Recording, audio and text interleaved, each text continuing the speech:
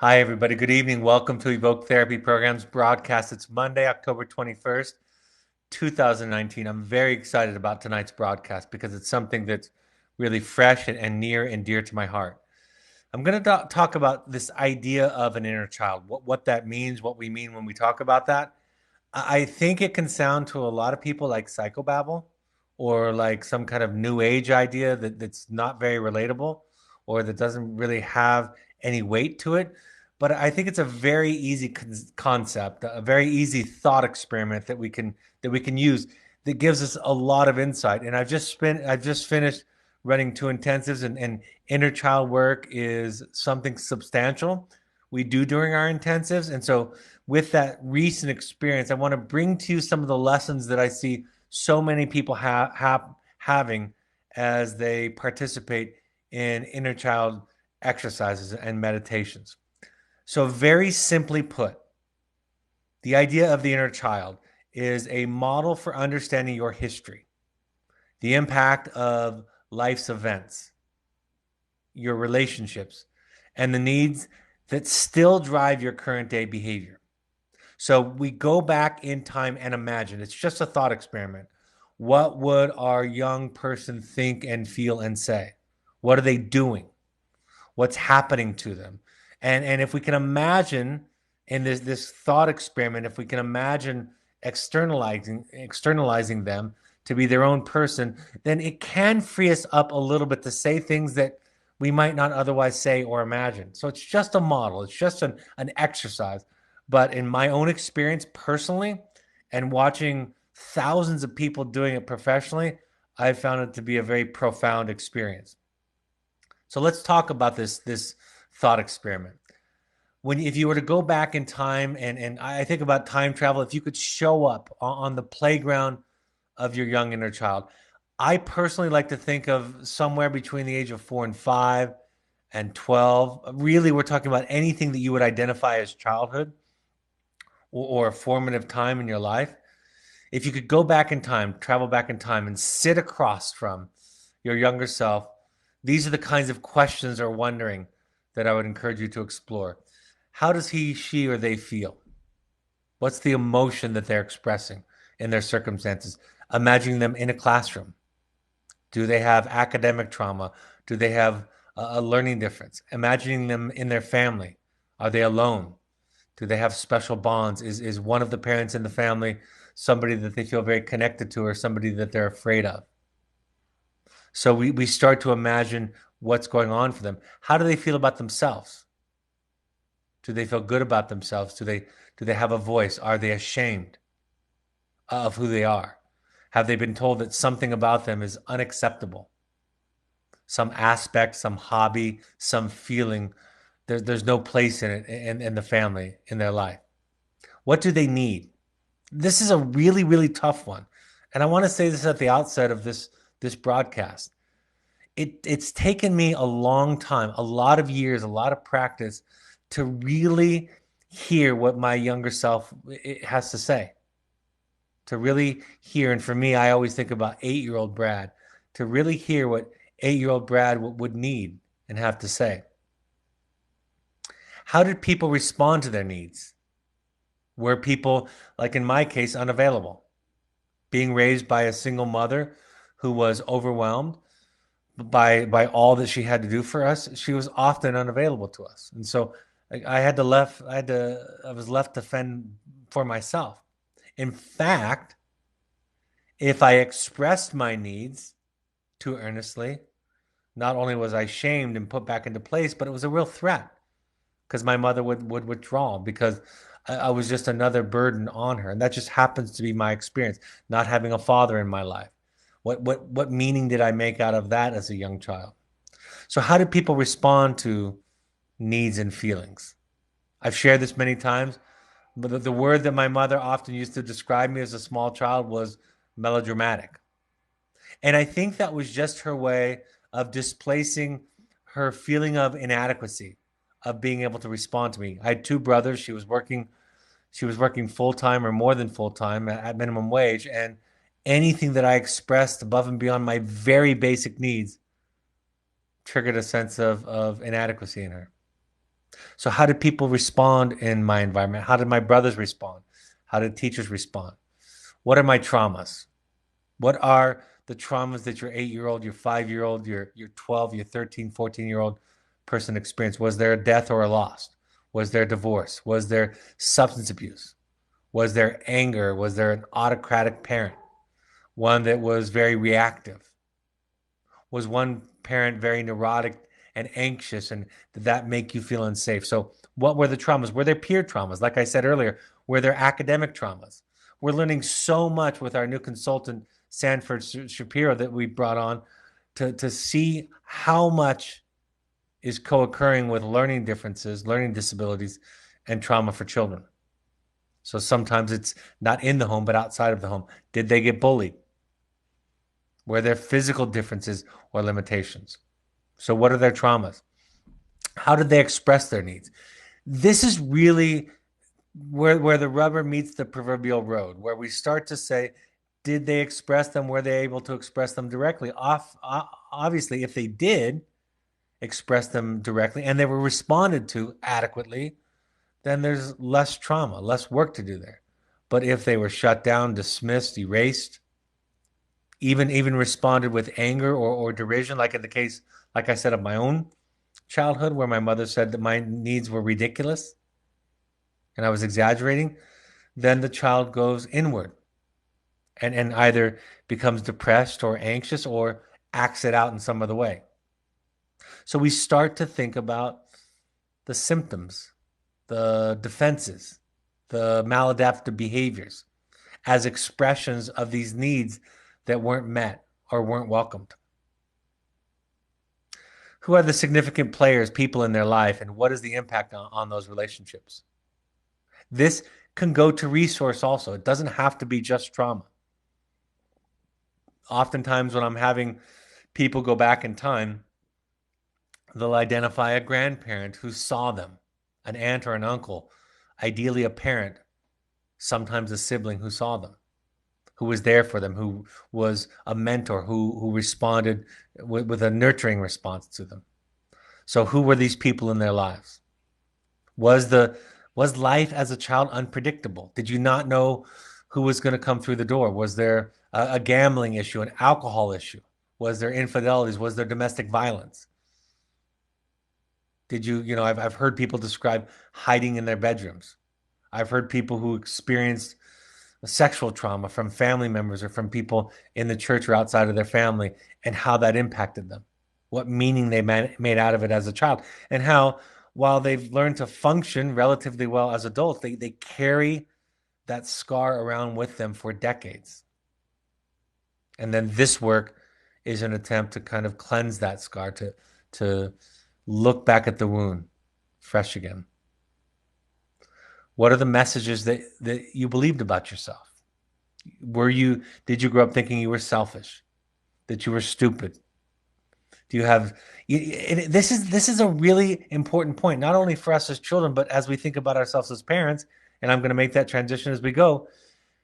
If people responded to our maladaptive behaviors, which makes sense that a lot of people would, if they responded to them with anger, frustration, impatience, and derision, judgment, shame, that's how we tend to respond to them. I always talk about this idea, this really high bar, that it is what your parents felt and thought about you that became your inner voice, not what they said. The overt messages aren't the entire truth. If your parents thought you were a problem, you believe you are. If your parents thought your acting out behavior was ridiculous, you think you're ridiculous. In fact, you think that that's the solution to the problem. So many people that I work with, parents, young people, even professionals that I work with, think that the solution to their problems is a tough taskmaster, right? A confrontive coach. They ask me to confront them. They'll say things like, "Don't treat me like I'm fragile. I can take it." And oftentimes the most confrontive thing that I can say to them is, "I don't think that's what you need. In fact, let's try love. You've been trying hate and shame for years. Let's see what love will do to those behaviors. So how do people respond to their expressed needs, even if those expression of needs come out in what we would call symptoms or maladaptive behaviors? How do you feel and respond to your child when you imagine them? If you close your eyes and imagine sitting across from your 10-year-old self, how do you feel toward them? I can remember my early guided meditations around inner children. I looked at my inner child with a kind of a disgust, a coldness that took me years to understand where that came from. So how do you think and feel about the little child that you imagine in these exercises? Is there intense shame or fear or insecurity? Where are the resources in your life? The sources of strength and comfort. And then beginning to use the resource. This is the thing. If you could imagine, just for the purpose of a thought experiment, having a younger self and traveling back in time, just as a thought experiment, what resources and wisdom do you have, especially those of you who are farther along the path and learning what it means to respond to a struggling child empathically and patiently, with compassion and curiosity and understanding? As you develop those resources, those attributes, those characteristics, those skills and tools to respond, can you now respond to the scared you? I've told this story, and I won't go into detail with it because it's its own broadcast practically, but I've told the story about in a certain social situation where I showed up talking about myself, trying to make myself look important. And as we were leaving this certain situation, my wife said to me, "What happened in there?" And I knew she was so right. I had no defense for it. And I shuddered to think of myself showing up that way. But then days later in therapy, my therapist encouraged me to lean into it, to look into where it comes from. And since that exercise, now in moments where I want to prove to other people that that I have something valuable to offer, that I'm cool, I immediately get in touch with the 10-year-old little boy who felt like he had nothing, who felt like he was uninteresting to an overwhelmed mother and an absent father. And with that kind of sensitivity, with that awareness, I don't have to go into the symptom again about trying to prove to everybody that I'm worthwhile. We do role plays with this exercise, right? Where we enlist people to play our younger self. We use oftentimes a guided imagery, walking back through a neighborhood, back to a playground, to your backyard, to your bedroom, finding the child there. Oftentimes we try to select a safe place, not a place where you feel threatened. We have a dialogue with the child. We say things to them. We allow them to say things to us and to ask us questions. We can write a letter to our younger self, or we can write a letter from our younger self to us today. If our 6-year-old self or 12-year-old self wrote a letter to us from the past, what would it say? How old do you go to? I think there's some value. This is not universal, and this is only my bias, but I think there's some value in going younger than the teen years. Those years when we were less verbal, more formative stages. So somewhere like 4, 5, 6, 7, 8, 9, 10, somewhere in those years, there's value going back there. Now it's person by person, right? It's individual, because there are important moments and events and traumas that happen at various times for all of us. Divorce can happen later, right? Death of a loved one can happen later. Abuse of one type or another can happen later or earlier. What would your child ask from you? If you can get in touch, I think you'll find that they'll ask for something that makes them feel safe and secure. Sometimes it's about, am I going to be okay? Is everything going to be okay? Sometimes it's just, am I okay? Sometimes it's just, I'm scared. I'm hurt. I feel alone. And then how would you respond? And we'll spend a few minutes on this idea about how you respond. I want to talk about responses that look like a secure attachment, right? A safe place for your imagined inner child to go to. This is what it looks like. I have this list, this what it looks like and what it doesn't look like. Let's go first to what it doesn't look like. It doesn't look like responses like this. That's silly, irrational, unreasonable, stupid, or ridiculous. It doesn't look like you're overreacting. You're too sensitive. Even you're scaring me. It doesn't look like you're being selfish. It doesn't look like advice. So many people, when they first go back, as they begin this work, they want to give their young person advice. Ideally, I imagine, to avoid some of the pitfalls that happen later in life for them. But we know from our own current day situation that children don't respond to lectures. They respond to resonance. They respond to being heard and understood. So anything that starts off with you should or you shouldn't is probably off track. Don't pay them any mind. They're just jealous. Sticks and stones. Ignore them. You'll get over it. You'll be fine. Look on the bright side. I have on this list of things not to say or things that are demonstrative of non-attachment responses. The example of why did you do that? And I've emphasized why. Because asking or being curious about why somebody's doing something is wonderful.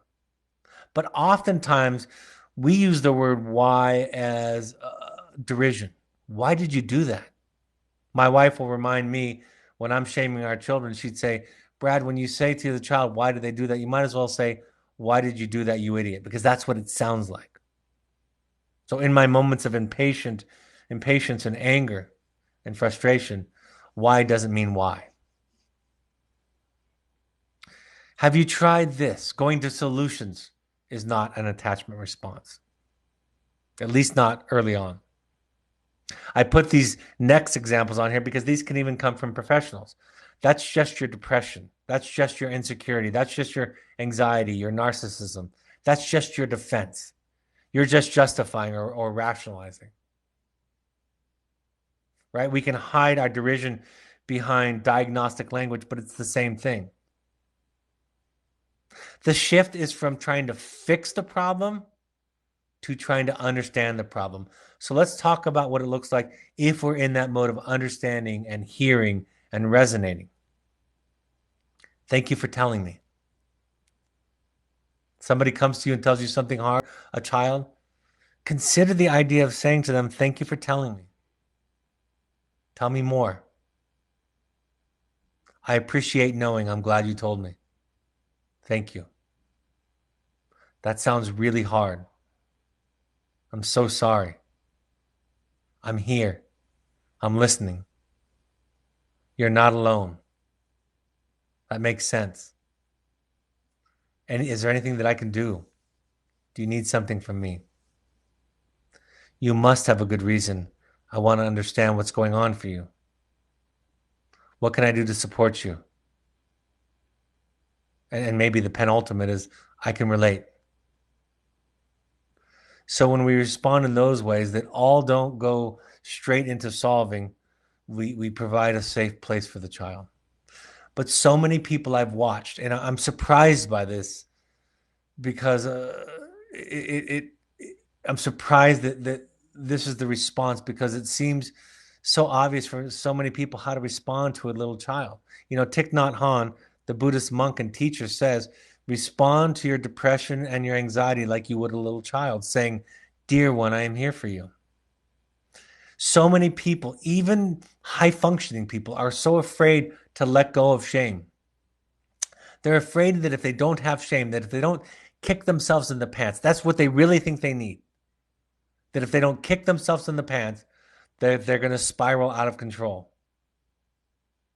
They wonder things like, why or how would I improve myself if not for shame, if not for a kick in the pants? This is all I know. I need a tough coach. I need somebody who's going to call me on my stuff, on my crap. If not for shame, I'm going to devolve into hedonism, gluttony, laziness, self-absorbed, and selfishness, into base desires, thinking only for myself. And in my experience, that's not really where we go. The reality, when we're really truly loved, once you have been loved and accepted, you'll want to share that with others. You will heal. I will admit that in early stages, without that shame, it can get a little out of control. That can happen sometimes. But in the end, when you know that you're really seen and heard, you'll want to share that with others. You'll heal. And beyond fear and shame, there's a place. And when you have found it, you'll want to take everybody that you know there. You'll spend the rest of your life wanting to give that same love, do that same thing for others that has been done for you. So the take home. Doing this work takes time and practice.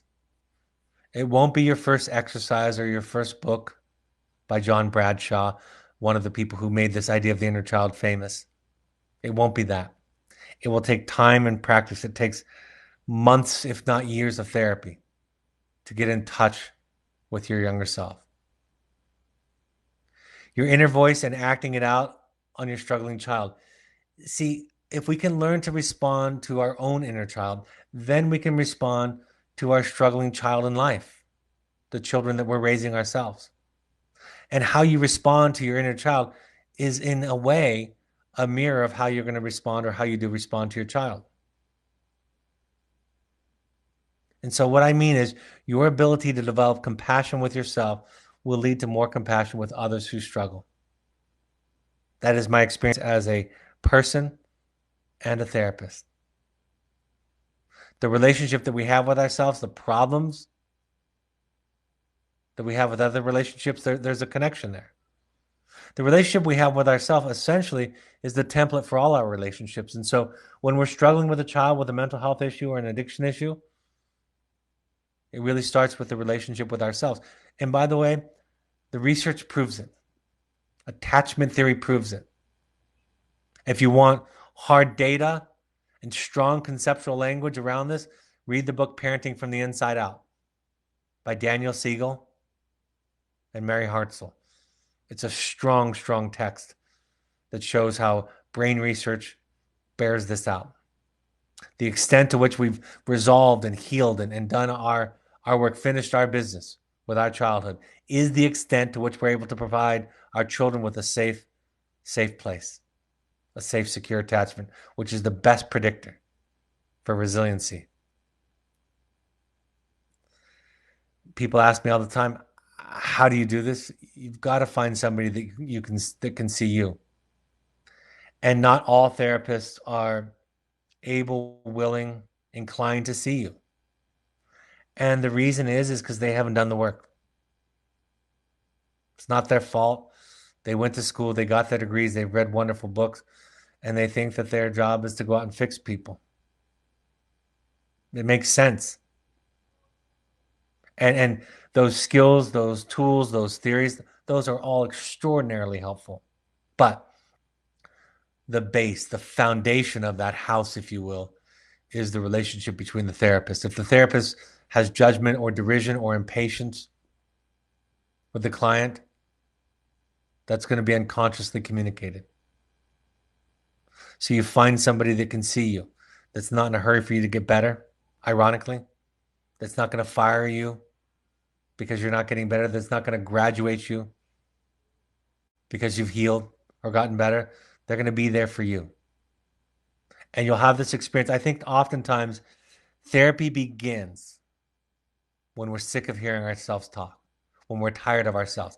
That's when it starts. When we're tempted to break off or quit therapy in sort of a preemptive way to prevent the rejection that we know is coming from the therapist. Eventually, they're going to be tired of us. Eventually, they're going to be fed up, exhausted, exasperated by us. That's when therapy really begins. And if you have an adequate therapist, they'll be there for as long as you need them. So find somebody who can see you. And then you reparent the inner child. You get somebody to respond to you in a way that ideally you would have been responded to growing up, and it heals things. It changes you. A lot of people feel this obligation to protect their parents. I don't want to talk bad about my parents. They were relatively good people. They did the best that they could. I talk about this all the time. I don't need my children to think that, right? It's okay. In fact, I know that my 4 children need to be mad at me, need to consider the ways that I've dented them, need to understand how I've hurt them, need to understand how Brad Reedy has showed up human and imperfect and left his mark, his stink, if you will, on them.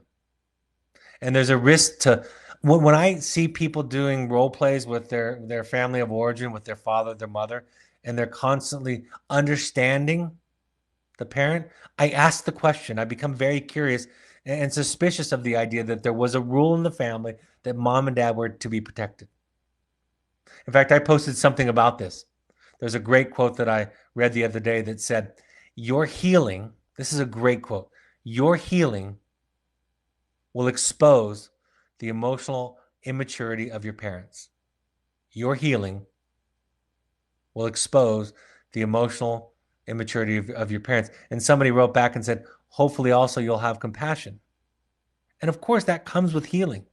But the fact of the matter, as a parent who's doing their work, you don't need it. You're okay. You generously offer to your children the idea that you're allowed to be mad and talk about and think about and feel the ways that I've hurt you. This is related to this next idea about good intentions. I hear people say this all the time about parents who made mistakes. Well, they had good intentions. This is not about hatred or non-forgiveness, but let me be clear. Those were not good intentions. The intentions of a parent who hurts a child were not good. They were human. They were to take care of their anxiety or their fear, or to vent steam or to deal with frustration or whatever it is. It doesn't make them, it's not a mortal sin that a parent took something out on a child, but we don't have to attribute falsely good intentions. If your parents had good intentions, they would sound like this: "Thanks for telling me. Tell me more. I'm glad you're talking about it. I'm so sorry. I'm here. You're not alone." So you don't need to, and you won't need to, attribute anyone's good intentions, because that's not the question.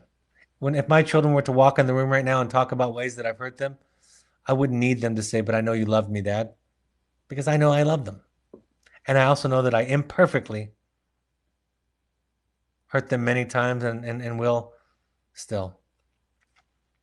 Sometimes we have to destroy our idealized versions of childhood, and even the idea that we had to hold that.